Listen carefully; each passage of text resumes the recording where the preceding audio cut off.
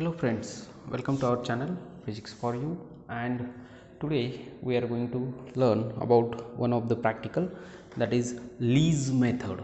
So this method is actually used to find the coefficient of thermal conductivity. That means the material which are having an ability to transfer the heat energy from one point to other point, and that particular coefficient will decide how much is the ability of that particular material, and that is what we call the coefficient of thermal conductivity. We know thermal energy is heat energy, and the heat energy conductors are there. We call it as good conductors or bad conductors of the heat energy, depends upon whether they are transferring or they are carrying the heat energy or not. So that's what we have to find. Now here as you can see in the diagram, I have tried to draw the diagram so that you will understand, because the actual apparatus we are going to see very soon, but let me explain it theoretically. What we have in this method, a bad conductor is there, means basically this is a disc. First of all, this whatever may be the you can see at the bottom we have a disc, solid disc, and to which we have attached one thermometer, that is named as T2, and in this is a cylindrical vessel, right? This is empty from the inside, that's why we call it as vessel. And to this cylindrical vessel we have two, one is inlet and another is outlet. That means and from this point we can attach, we will pass the, what we can say, the vapors. We will pass the vapors, we will boil the water somewhere, right? We will boil the water in particular jar here, right? So let us consider here it is a boiling water, and yes, continuously by using the burner we are boiling that water, and yes, we are taking the vapor through this pipe.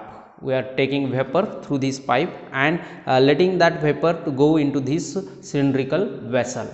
So due to that, what happens, the temperature of this vessel will increases, right? And yes, obviously due to the condensation, that vapor is again get when after some time it gets cooled and it will convert into the water. So again to this outlet we have attached, or we will attach some beaker here, so that the water will be collected here finally, right? So water will be collected here in outlet. So what actually we have to do, or what we are doing, actually we are heating or we are boiling water here and taking its steam, and by that steam is coming and going into the vessel, and due to that it will increase the temperature, which will be shown on this thermometer T1. And then we have a disc which is also attached with a thermometer T2, and in between whatever shaded is, you can see, that is our bad conductor, of which we have to find the coefficient of thermal conductivity. Are you getting? Each and every part I will show in the experimental part, just try to understand theoretically. So in between we are putting a bad conductor, right? So we will put the bad conductor and let the this cylindrical vessel gets heated, and the temperature will show you how much the heat energy is absorbing by that heat vessel. And what we have to check is that whether that bad conductor is passing the heat from vessel to disc or not. So if we carry the same procedure for 30 to 40 minutes, what happen? 30 to 40 minutes, what happen, the temperature of this thermometer obviously will increase rapidly, and at the same time temperature of this below thermometer, which is attached to the disc, is also showing some readings. It is also increasing, because even though it is a bad conductor, the part of the heat is getting passed from this vessel to the disc.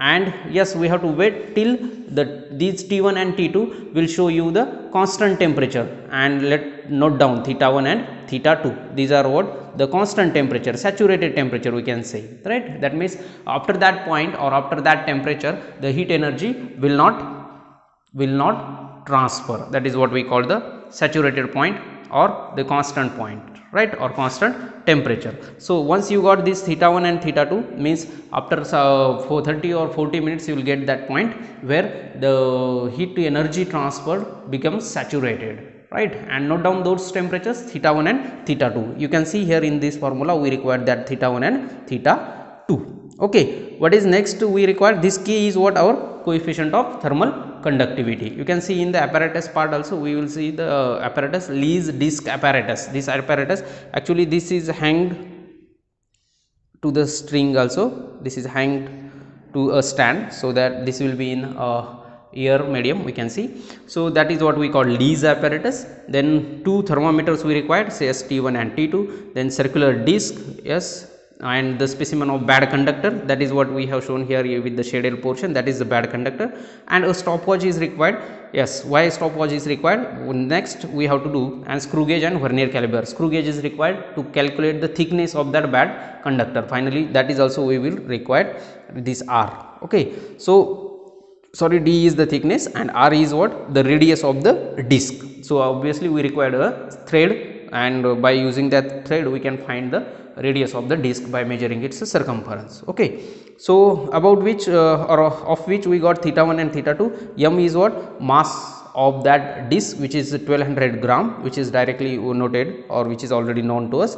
S is what? Actually it is a specific heat of the material or specific heat of the metal, which is also directly standard value we know, 0.1 calorie per Kelvin gram.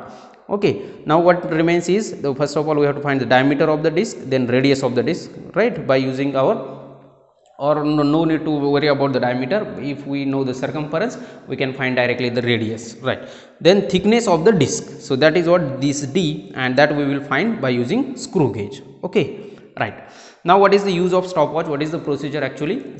Once again what I am saying, once this temperature becomes saturated, once this temperature becomes constant, note down those temperature theta 1 and theta 2. Then with the help of a cloth, just remove this particular cylindrical vessel, or just hang this vessel and remove this bad conductor, right. Once you got the saturated point, we have to remove the bad conductor. Remove the bad conductor and let the disc and vessel be in direct contact. Let the disc and vessel be in direct contact, means in between we have earlier the bad conductors. So remove that bad conductor and let the disc get heated directly by the cylindrical vessel, because obviously initially we got T1 is greater than T2, obviously because we have a bad conductor in between them, and direct heat is getting from this boiling water to the vessel. So vessel's temperature will be greater, and as soon as we remove this bad conductor, what happens? The T2 is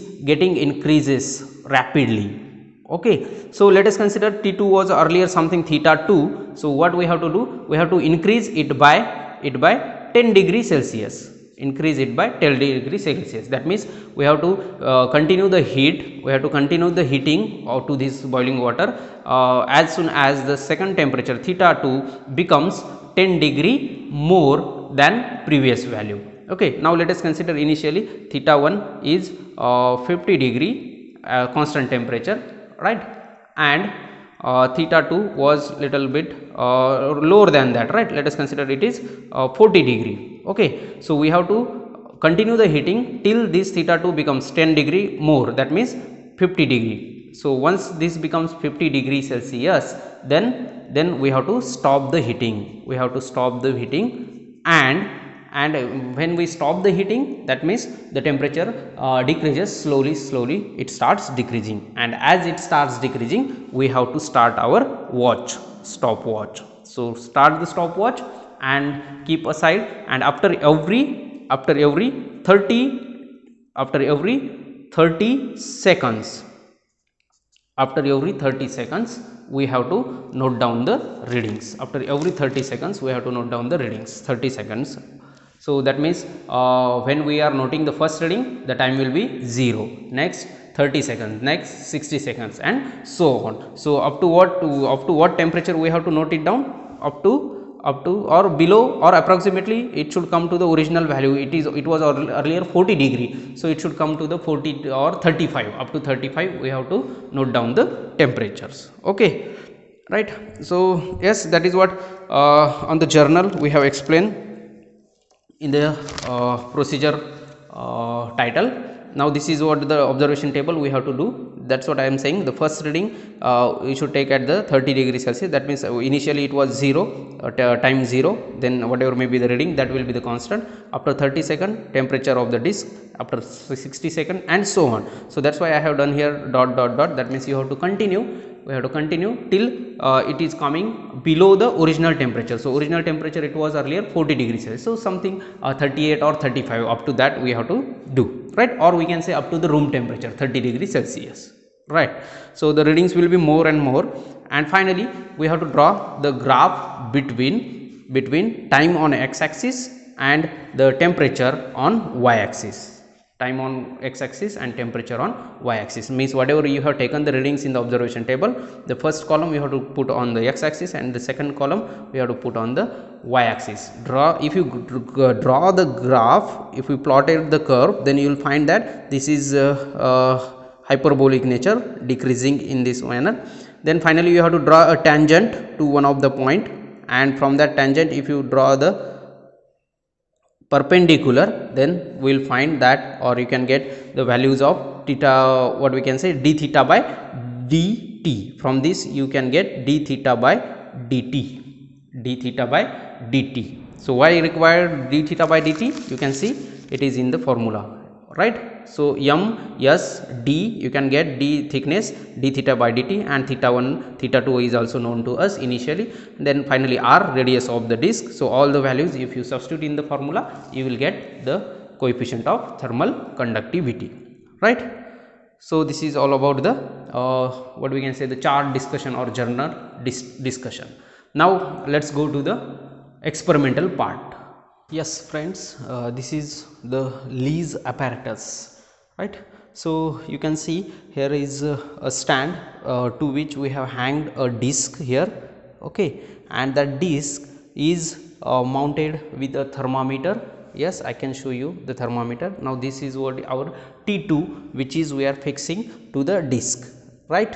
Thermometer 2, and here is a cylindrical vessel. I can take it out also. This is a cylindrical vehicle. We have again one hole to attach the thermometer. So we will attach this thermometer, and we know this is what our T1. And what I said, in between disc and the vessel we have a bad conductor chip. Now see, I will just show you the chip, bad conductor chip. Now this is what the bad conductor chip, of which we have to find the coefficient of thermal conductivity. You can see this is made up of wood. This is wooden material, bad conductor, or we can say the insulator. So it is very thin in nature, and we know its thickness is also we required in our formula, that is MSD divided by, so D here is nothing but the thickness. So we know when such a small measurements we will use the screw gauge. So using screw gauge we can find its thickness. So we know we will take 3 different readings for the accuracy. I will take one more once here, and once somewhere else, and once somewhere else. That means you will get the accurate thickness of that particular bad conductor chip. So this bad conductor chip, and for which only we are doing the practical, and this helps us to get its coefficient of thermal conductivity. Okay, so let's put it in between the disc and the vessel. So once again, just to show you, I have removed it. So first of all, we know that initially we have to place exactly all the that means vessel, disc, and that bad conductor all are exactly same in diameter or radius. That's why you can see, if you see from outside, you will feel that there is no any disc or vessel or bad conductor. It is only one instrument, but not, we have 3 components in between. At the top we have our vessel, right, cylindrical vessel, then in between we have a bad conductor, and at the end or at the below we have the disc. So one thermometer we have kept in the disc, and other we have kept in the vessel, right? Now yes, you can see here the burning or the boiling of water is going on in this particular sealed bottle. This bottle is sealed, only a vessel is here, or a tube is here, which is taking the vapors, right, from. Now in this particular bottle we have filled water. It is a sealed bottle, airtight sealed water, and that water is continuously boiling with the help of this burner, right? We have taken this pipe, gas pipe, and this is the burner. If you can see, the water is continuously boiling, and the boiled water or the vapor, it is coming from this tube. So this tube is attached to our vessel, right? Cylindrical vessel, it is empty, or cylindrical itself means that it is empty from our inner side. And now here these vapors are having heat energy, they are hot vapors, right? Or obviously vapors means they are hot in nature, and its temperature, they are imparting their temperature or thermal energy to the vessel. And what happens, due to the atmospheric what we can say temperature and all temperature difference, the vapors which are coming from this tube will get condensed in the this particular vessel, and whatever may be the condensed water will go to that particular beaker. We have mounted one beaker there. So that means simply the heat energy is coming from this point, it is imparting to the vessel, and then remaining water or whatever may be the vapors which are get cooled, they will convert into water, and again they will go to the, or the water will go to the our beaker, right? And due to this thermal energy, continuously thermal energy supplying to this vessel, its temperature starts increasing. And how do we get that? Yes, by looking at the thermometer which is attached to our particular vessel, right? Now if we wait for half an hour or 40 minutes, what happens, the temperature of this vessel becomes constant. We call it as steady state temperature or saturated temperature. That means after a particular level, that particular vessel cannot transmit the heat, that is what we can say, or cannot transfer the heat, and that's why its temperature becomes, or we can say in simple language, there is a maximum limit to everything. So yes, this vessel is also having its own maximum limit, and that much temperature only it can pass through it. So at that temperature, the temperature below that only we can have the fluctuations, but above that it can't go. So once you got this point, what happens, you will find that theta 1, you have to note down the temperature which is maximum at of vessel, that will be the theta 1,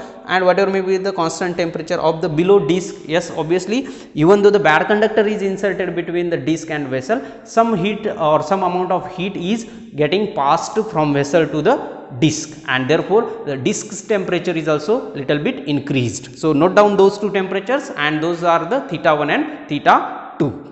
Okay, once you found that yes, above this temperature there is no possibility, there is no chance to increase the temperature even though we have waited for half an hour, then we have to now this is not getting hot, but once you are talking about the actual practical, and if we will wait for half an hour, its temperature becomes near about 90 degree or 80 degree. So in that case you have to use a cloth and just remove that bad conductor. So just remove the bad conductor and keep the vessel as it is on the disc, right? So once you kept this disc or vessel on the disc, then what happens, now this bad conductor has been removed. That means due to this bad conductor only we have a difference between temperature of theta 1 or T1 and T2. Once this bad conductor is removed, what happens, the vessel and the disc comes in a direct contact, and therefore the temperature, or we can say the heat energy from vessel is rapidly transmitted to the disc, because disc is at lower temperature. We know that if there is a gradient, then there will be the flow. So the temperature gradient means we have theta 1 very large and theta 2 is very low as compared to theta 1, and therefore what happens, the theta 2 is also increases rapidly since we have removed this barrier. Yes. And now let us consider initially theta 2 was at 40 degree or 50 degree, then we have to continue the heating till its temperature increases by 10 degree Celsius, right? Once it increases by 10 degree Celsius, then you just have to switch off your cylinder's knob so that the burner will stop. So if let us consider we have reached up to that point, and once you have stopped this heating, then what happens, you have to start your stopwatch. And you have to note down the temperature, or moreover the decreasing temperature. Once you stop the heating, what happens, temperature starts decreasing.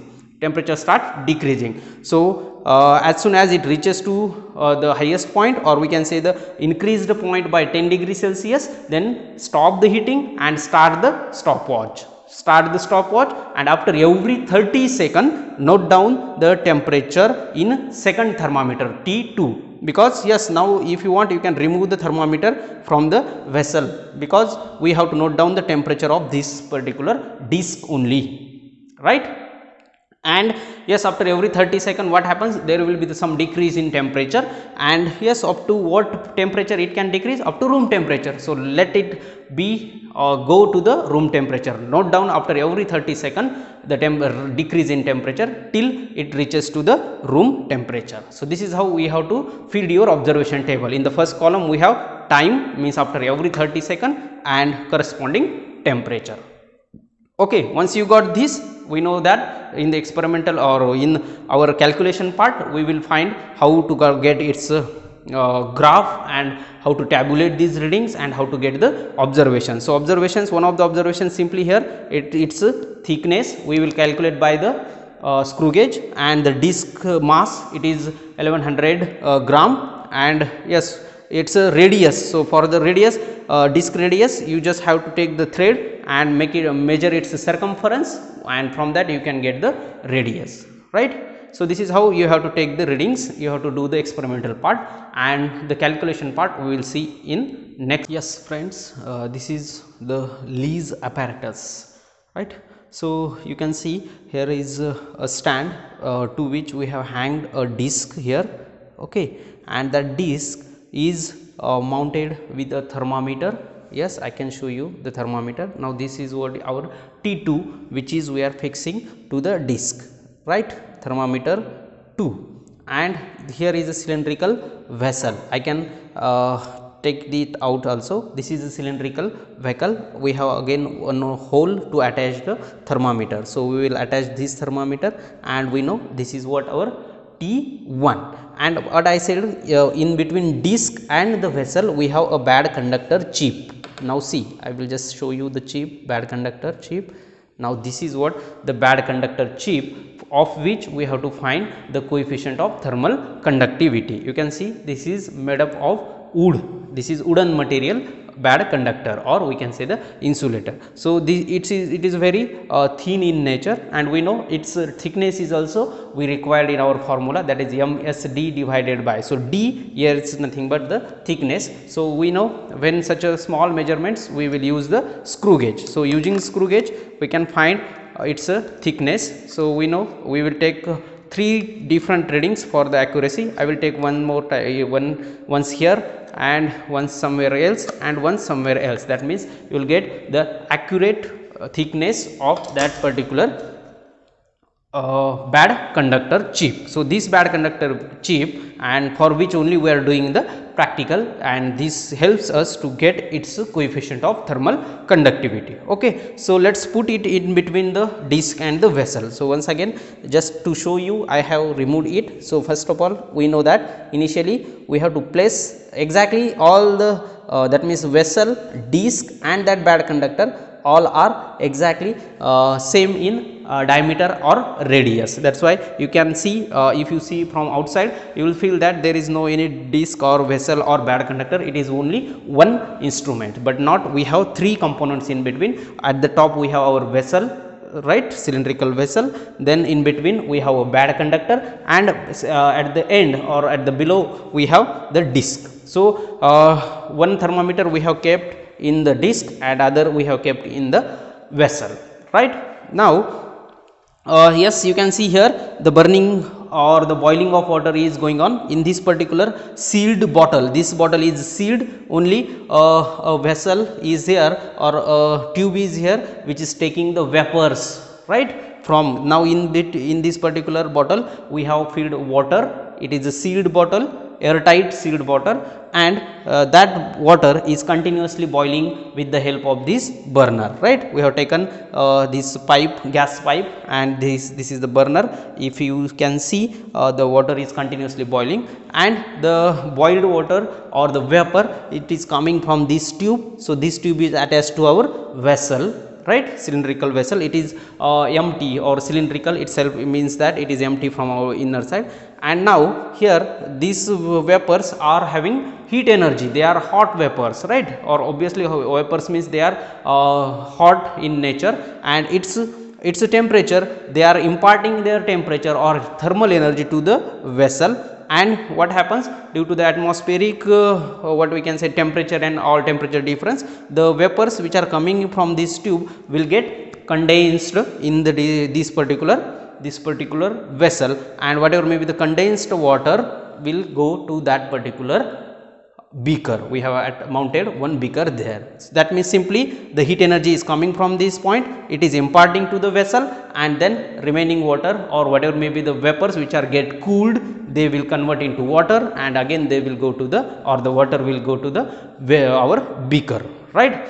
And due to this thermal energy, continuously thermal energy supplying to this vessel, its temperature starts increasing. And how do we get that? Yes, by looking at the thermometer which is attached to our particular vessel, right? Now if we wait for half an hour or 40 minutes, what happens, the temperature of this vessel becomes constant. We call it as steady state temperature or saturated temperature. That means after a particular level, that particular vessel cannot transmit the heat, that is what we can say, or cannot transfer the heat, and that's why its temperature becomes, or we can say in simple language, there is a maximum limit to everything. So yes, this vessel is also having its own maximum limit, and that much temperature only it can pass through it. So at that temperature, the temperature below that only we can have the fluctuations, but above that it can't go. So once you got this point, what happens, you will find that theta 1, you have to note down the temperature which is maximum at of vessel, that will be the theta 1, and whatever may be the constant temperature of the below disc. Yes, obviously even though the bad conductor is inserted between the disc and vessel, some heat or some amount of heat is getting passed from vessel to the disc, and therefore the disc's temperature is also little bit increased. So note down those two temperatures, and those are the theta 1 and theta 2. Okay, once you found that yes, above this temperature there is no possibility, there is no chance to increase the temperature even though we have waited for half an hour, then we have to now this is not getting hot, but once you are talking about the actual practical, and if we will wait for half an hour, its temperature becomes near about 90 degree or 80 degree. So in that case you have to use a cloth and just remove that bad conductor. So just remove the bad conductor and keep the vessel as it is on the disc, right? So once you kept this disc or vessel on the disc, then what happens, now this bad conductor has been removed. That means due to this bad conductor only we have a difference between temperature of theta 1 or T1 and T2. Once this bad conductor is removed, what happens, the vessel and the disc comes in a direct contact, and therefore the temperature, or we can say the heat energy from vessel is rapidly transmitted to the disc, because disc is at lower temperature. We know that if there is a gradient, then there will be the flow. So the temperature gradient means we have theta 1 very large and theta 2 is very low as compared to theta 1, and therefore what happens, the theta 2 is also increases rapidly since we have removed this barrier. Yes. And now let us consider initially theta 2 was at 40 degree or 50 degree, then we have to continue the heating till its temperature increases by 10 degrees Celsius, right? Once it increases by 10 degrees Celsius, then you just have to switch off your cylinder's knob so that the burner will stop. So if let us consider we have reached up to that point, and once you have stopped this heating, then what happens, you have to start your stopwatch.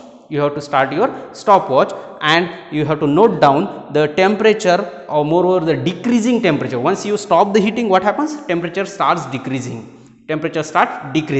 So as soon as it reaches to the highest point, or we can say the increased point by 10 degrees Celsius, then stop the heating and start the stopwatch. start the stopwatch, and after every 30 second note down the temperature in second thermometer T2, because yes, now if you want you can remove the thermometer from the vessel, because we have to note down the temperature of this particular disc only, right?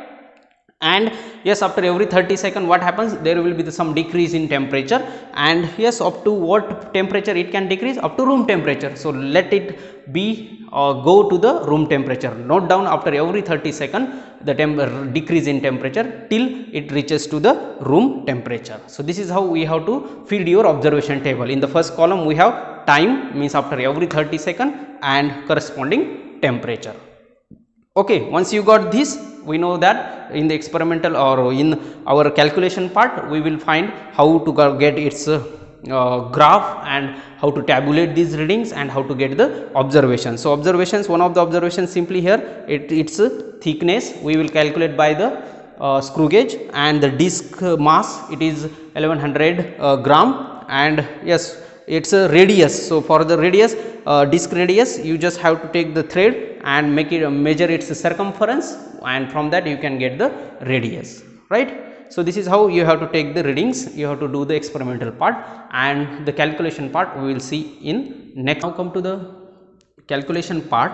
So in the calculation part you can see the readings are taken in the observation table with different time. So see, for the 0 time second, the earlier or the initial reading 75, for 30 it remains same, and yes, slowly it's the temperature starts decreasing. So you have to continue the seconds. All the time readings are in second, and corresponding temperature you have to note down. So in this particular experiment I have noted down up to the 35 degrees Celsius, 35 degrees Celsius. So the these are what different time readings, and you have to continue after every 30 second you have to note down the readings. And yes, once you got 35 degrees Celsius, then you can stop it. So and finally you have to plot whatever may be this graph or whatever may be these readings on the graph paper. So I will show you how to draw the graph likewise. Okay, so here on the x axis we have taken the time. Here it is time. Okay, so here it is time, and here it is temperature. Okay, theta we can say. This is theta and this is small t, right?